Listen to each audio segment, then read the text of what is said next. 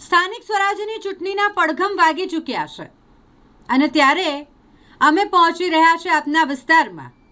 નગરસેવકોએ શું કામ કર્યું છે એ કામનો હિસાબ કિતાબ કરવા માટે આજે અમારી ટીમ પહોંચી હતી વોર્ડ નંબર 14ના વિસ્તારમાં અને વોર્ડ નંબર 14ના વિસ્તારમાં લોકો સાથે વાતચીત કરવામાં આવી. તેઓને નગરસેવકોના નામ ખબર છે કે કેમ, જો એ વિશે સવાલ કરીએ તો કેટલાક એવા લોકો છે કે જેમને નગરસેવકોના નામ સુદ્ધા નથી ખબર. કેટલાક લોકોનું કહેવું છે કે નગરસેવકોને સમસ્યાને લઈને ફોન કરવામાં આવે તો તેઓ ફોન નથી ઉપાડતા અને ઘણીવાર સમસ્યાનું નિરાકરણ જ નથી આવતું. અહીં પીવાના પાણીની સૌથી મોટી સમસ્યા છે, કારણ કે પીવાનું પાણી અમુકવાર આવતું જ નથી, આવે છે તો ગંદુ આવે છે અને જેના કારણે લોકો હેરાન થઈ રહ્યા છે. બહારથી ખરીદીને પાણી પીવું પડી રહ્યું છે. પીવાના પાણીની સુવિધા એ પ્રાથમિક સુવિધા છે, એ પણ પૂરી પાડવામાં નથી આવી રહી. 5 વર્ષના કામનો હિસાબ કિતાબ આપણે કરી રહ્યા છે. કોર્પોરેટરોએ 5 વર્ષ દરમિયાન શું કામ કર્યું તેના હિસાબ કિતાબમાં આ પ્રકારની હકીકત સામે આવી રહી છે કે કેટલાક લોકોને તો કોર્પોરેટરના નામ પણ નથી ખબર. જ્યારે કેટલાક લોકોનું કહેવું છે કે કોર્પોરેશન દ્વારા જ્યારે ખોદકામ કરવામાં આવે તેમના વિસ્તારમાં ત્યારે ખોદકામ કરીને જતા રહેવામાં આવે છે, યોગ્ય રીતે પુરાણ કરવામાં નથી આવતું. હવે આ અંગેની સમસ્યાનું નિરાકરણ કરાવવા માટે અને આ અંગેની તેઓ ફરિયાદ કરવા માટે કોની પાસે જાય, કારણ કે કોર્પોરેટર તેમની વાત નથી સાંભળતા અને કોર્પોરેટર દ્વારા યોગ્ય કામગીરી કરવામાં નથી આવી રહી તેવી હકીકત લોકો પાસેથી સામે આવી રહી છે. લોકોનું કહેવું છે કે તેમના વિસ્તારમાં વરસાદમાં ઘરોમાં પાણી પણ ભરાઈ જાય છે. લોકો ખૂબ પરેશાન થયા છે આ છેલ્લા વર્ષોમાં, કારણ કે કોર્પોરેટર દ્વારા તેમની સમસ્યાનું નિરાકરણ લાવવામાં નથી આવ્યું. સાથે જ જ્યારે ચૂંટણી નજીક આવે ત્યારે વોટ માંગવા માટે આવી જાય છે, પરંતુ પછી તેઓ દેખાતા નથી. આ તમામ શબ્દો છે વોર્ડ નંબર 14ના વિસ્તારના લોકોના. આવો જોઈએ વિશેષ અહેવાલ. કરવાની અમારા ઘરમાં આટલે સુધી પાણી હોય છે. આખી રાત અમે એની પર પાટ પર બેસી રહીએ છીએ. અહીં કચરા વારવા વાળા બી નથી આવતા. 4-5 દિવસે ફોન કરીએ છીએ ત્યારે આવે છે, વારી જાય છે અને કહીએ ભાઈ આ ભરી લો ને, તો દાદાગીરીઓ કરે છે. 5 વર્ષમાં કોઈ પણ નગરસેવક કોઈ આવ્યું કોર્પોરેટર? કોઈ આવતા નથી. ભત્તુભાઈ હતા, ભત્તુભાઈ થોડું કરી જતા હતા. પછી કોઈ આવતું જ નહીં? ના, કોઈ નહીં. ખાલી વોટિંગ જોઈએ ત્યારે જ આવે. માસી જોજો, તો માસી કે હા ભાઈ જોઈશું તમને, બીજું કંઈ નથી હોતું. ચૂંટણી આવે છે, હવે એ લોકોને જોજો. એ તો આવશે ને, ચૂંટણી આવે છે એટલે તો આવવાના જ છે ને. પહેલાં તો સ્પાર્ક ટુડેને ખૂબ અભિનંદન કે એક ચેનલે માત્ર આ અભિયાન ચાલુ કરી કે લોકોને હિસાબ આપો ને તમે જે ચાલુ કરી છે મુહિમ ખૂબ જ સારી ચાલુ કરી છે. કારણ કે અહીંના કોર્પોરેટરે કામ કર્યું હોય તો હિસાબ આપે ને, કામ જ નથી કર્યું હિસાબ કઈથી આપે? હું તમને ગણાવી શકું છું કે 4 કોર્પોરેટરોની ગ્રાન્ટ પાછી ગઈ છે. તો શું આ વિસ્તાર એટલો બધો સારો છે કે ગ્રાન્ટ પાછી આપી દેવી પડી, પબ્લિકને કામ ના દેવું? તમે જો કે સ્માર્ટ સિટીની વાતો કરો, એક બાજુ સ્માર્ટ સિટીની તમે વાતો કરો છો તો વોર્ડ નંબર 14માં ખાલી 8 મૂટરડી છે. એ 8 મૂટરડીને તમે હાલ જો ને તો લાગે કે ત્યાંની પબ્લિક ત્રાહીમામ પોકારી કે ત્યાંથી સ્મેલ મારે. મહિલાઓ મોટે મૂતરીના ઠેકાણા નહીં. પછી બીજી વાત કે રમશે ગુજરાત, ખેલશે ગુજરાતની વાતો કરનાર લોકો, વોર્ડ નંબર 14માં એક ગ્રાઉન્ડ નથી રમવા માટેનું, તો બાળકો રમવા ક્યાં જાય? બીજી વાત તમે જો કે ભ્રષ્ટાચારનો એક મુદ્દો તમારી સામે જ છે કે અહીંયા રામનાથ મહાદેવ તળાવ છે, બ્યુટિફિકેશનના નામે કરોડો રૂપિયાનો વેપાર કર્યો. આજે લીલ બાજી ગઈ છે પાણીમાં, ત્યાં જોવા નથી આવતું, રાતે અંધકારમાં હોય. ત્યાં કોઈ છોકરી સાથે દુષ્કર્મ થઈ ગયું તો જવાબદાર કોણ રહેશે? શું પાછી આપણે મીનબત્તી લઈને રોડ પર જ નીકળવાનું? એને માટે જવાબદાર કોણ? એ મુખ્ય સવાલ છે. બીજી વાત કે આપણે જે વોર્ડ નંબર 14માં એક મધ્યમ વર્ગના લોકો રહે છે એ ત્યાં એક પણ મેરેજ માટે હોલ નથી. બિલકુલ, મેરેજ માટે એક પણ હોલ નથી. તો મધ્યમ વર્ગના પરિવારને મોંઘા 2.5 લાખ 2 લાખ 3 લાખના ખર્ચે પાર્ટી પ્લોટ કરવા પડે છે લગ્ન માટે. એ લોકો લોન લઈને લગ્નો કરે અને આ સરકાર પોતાના ખિસ્સા ભરે. ત્યાં સમસ્યા ક્યાં સુધી ચાલ્યા કરશે? આ વખતે 100% સત્તા પરિવર્તન જોશે જ આપણે.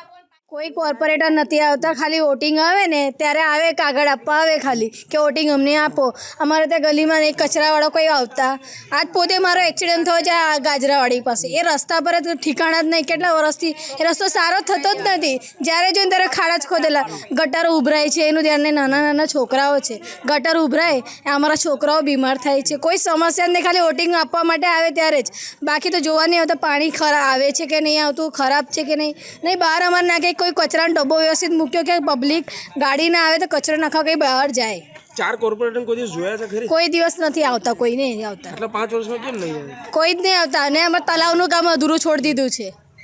એ તલાવનું પણ કામ અધૂરું છે. કેટલા ટાઈમથી તલાવનું પણ એ જ છે. એનાથી બી ગંદવાડો થાય, રોગચાળા થાય છે. છોકરો અમારા બિઝનેસ મચ્છર કેટલા આવે છે, કેટલા ટાઈમથી મચ્છર છે. અમે કાલે સ્ટેજવાર બહાર બેઠા તો મચ્છર એટલા તોડી ખાધા. તો તમે હવે ચૂંટણી આવી રહી છે, અમે નથી આપવાનો વોટ.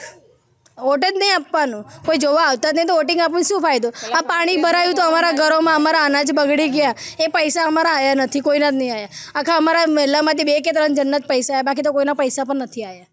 નહીં કોઈ નહીં આવતું, ખાલી ચૂંટણી આપીએ છીએ, વોટિંગ કરવા જઈએ છીએ, પછી કોઈ અહીંયા આવતું નથી. વોટ થઈ જાય પછી કોઈ અહીંયા જોવા નહીં આવતું કે અહીંયા પાણી ભરાય છે, પાણી ગંદુ આવે છે, ઉનાળામાં પાણીની તકલીફ હોય છે, કોઈ કરતાં કંઈ જ કોઈ જોવા નહીં આવતું. શું સમસ્યા શું છે આ વિસ્તારની? અહીંયા મુખ્ય સમસ્યા શું છે? બધી સમસ્યા છે, હવે શું કરવાનું? કોઈ સમજે તો ને. આગળ આવીને જોવે, ખાલી વોટ હોય ત્યાં સુધી બધા આવે છે અહીંયા વોટિંગ કરવા માટે, પછી કોઈ આગળ જોવા નહીં આવતું કે આ લોકોને કઈ તકલીફ છે.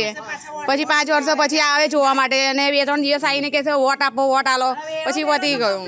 તો હવે ચૂંટણી આવી રહી છે, હવે પરિવર્તન જોવા માંગો છો? વોટિંગ જ નહીં કરવાનું આ વખતે. પછી વોટિંગ લેવા આવે, વોટિંગ આપવાનું નહીં, વોટિંગ નહીં આલવાનું. તમે જ પહેલાં અમારી જે સમસ્યા છે એ પહેલાં કરો, પછી અમે તમને વોટ આપીશું. વોર્ડ નંબર 14નો જૂનો વિસ્તાર છે. સર સયાજીરાવ ગાયકવાડે જે નગરી સ્થાપી હતી એમાં આ વિસ્તારની સ્થાપના કરવામાં આવી હતી.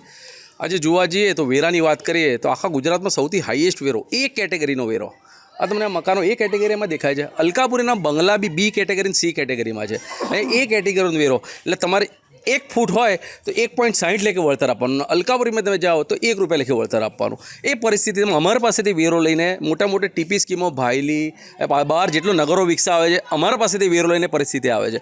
દર 4-5 વર્ષે ઉનાળામાં અહીંયા વરસાદમાં પાણી ભરાઈ જાય છે. ઉનાળામાં અમને પાણી મળતું નથી. પાણી મળે છે તો ગંદુ મળે છે. આ બધી પરિસ્થિતિમાં ત્રાહિમામ થઈ ગયા છે લોકો. અને 5-5 વર્ષે ચૂંટણીઓ આવે છે, 5-5 વર્ષે મોટા મોટા વાયદા કરી નાખે છે. ગયા વખતે કદાચ કોઈ ઉમેદવાર હોય એણે કામ ના કર્યું તો બદલીને બીજો ઉમેદવાર લાવે, એટલે 5 વર્ષ પાછું એનું રિટર્ન કરી લે. આજે એક વસ્તુ સમજો કે એક નોટ છાપવાની ફેક્ટરી જેવી પરિસ્થિતિ થઈ ગઈ છે. ગરીબોના પૈસે આ લોકો લીલા લહેર કરે છે, ભગવાન પણ તેને માફ નહીં કરે. હમણાં જ તમે જ બતાવ્યું કે આગળ મેઇન રોડ પર થી આપણે અંદર આવીએ છીએ તો ત્યાં એક ટ્રેક્ટર ફસાઈ ગયું છે, ખાડાનો ભૂવો પડી ગયો છે. આ નાગરિકોને પૂછજો, એ રોડ વર્ષમાં 2 થી 3 મહિના બંધ જ હોય છે અને છેલ્લા 3 વર્ષથી ઓછામાં ઓછા 10 વાર એને ખોદી નાખવામાં આવે છે. મેઇન રોડની વાત કરું તો આજે ગાજરાવાડીથી લઈને વિહાર ટોકી સુધીનો રોડ સિમેન્ટ રોડ કરવાની વાત 3.5 વર્ષ પહેલાં અહીંયા મેયર શ્રી ડેપ્યુટી મેયર હતા એમણે વાત કરી હતી, પણ હજુ પણ એ રોડ એવો ને એવો જ છે. માત્ર સિમેન્ટના રોડ બનાવવાની વાત કરી, ડામરના થીગડા મારે છે અને ડામરના થીગડા માર્યા પછી એવા પેલા ફાટેલા બુસટ જેવા રોડ કરી નાખે છે, લોકોની કમરો ભાંગી જાય છે. જે લોકો બાઇકો ચલાવે છે એની કમરો ભાંગી જાય છે, જે સીધા ચાલતા જાય છે એમના પગ મચકોડાઈ જાય છે. અને દરેક જગ્યાએ દરેક વસ્તુમાં પ્રોબ્લેમ હોવા છતાં બી આ ભારતીય જનતા પાર્ટીની સરકારને દેખાતું કમ નથી. આજે જનતા બૂમો પાડે છે, જનતાનો અવાજ છે, જનતા પાસે ગેસની તકલીફ છે. આજે ગેસ લાઇનની માંગણી કરવા છતાં કેટલા લોકોએ પૈસા પણ ભરી દીધા છે તો પણ ગેસ લાઇન પણ એમને આપતા નથી. 5 વર્ષમાં કોર્પોરેટર અહીંયા આવ્યા? 5 વર્ષમાં કોર્પોરેટર મને અહીંયા આટો મારવા પણ આવ્યા નથી એવું લાગી રહ્યું છે. કારણ આટો મારે આવ્યા તો આંખોથી દેખાય કે અહીંયા શું પરિસ્થિતિ છે. આ જનતાને તમે પૂછો શું કહેવા માગે છે.